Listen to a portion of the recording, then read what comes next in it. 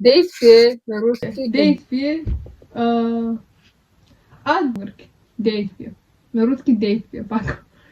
На български. Аз действам много добре в различни ситуации. Я действую очень хорошо в разни ситуации. Супер го казвам. Така. Продължаваме с следващото.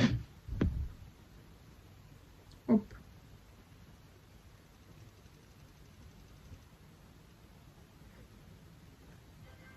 Тъмно.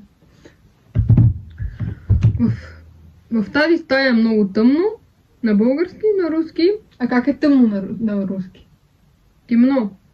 Така. В этой комнате очень темно. Много добър пример ви казал аз. Така че продължаваме с следващото. 3-0.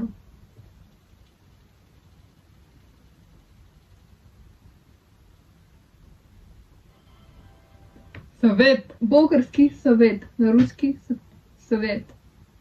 Аз мога да дам добър съвет. Я мога да дам хороши съвет. Колко малко останаха? Буквално станаха 5 от 20. Продължаваме. Към хората. Стават 2, аз ще завърта за Йоли, а тя за мен. 3, не 2. Монтаж. Монтаж. Това много Така. дума. На руски това е монтаж на български, на руски е монтаж. И ще дам пример. Когато гледах, беше много добре монтирано. Ето, которое я смотрела, било очень хорошо монтировано. Окей, много як го направим. Не съм много яко го каза. Мерси, Йоли. Така, продължаваме.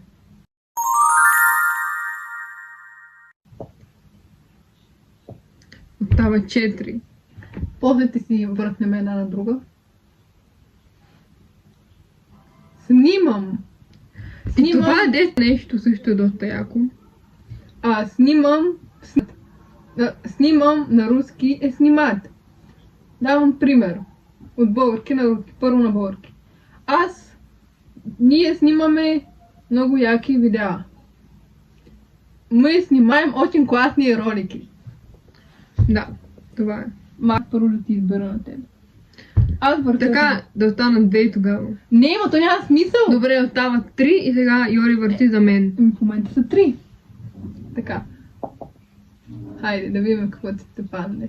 Какво ли ще ми се падне? Следващата дума, която ми се падна, когато Йори да въртя колелото, Да. е осветление. На руски тя е освещение. Дай пример от български на руски. Добре, значи Да, едно изречение. осветлението на снимачната площадка беше много професионално. Осветление, которое било на снимачни площадки, било очень качествено. Станаха 2. Камера и обектив. Окей, дай ни върти за мене. Заповядай.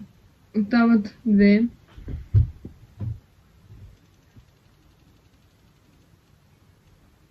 Кое се падна? На мене? Камера.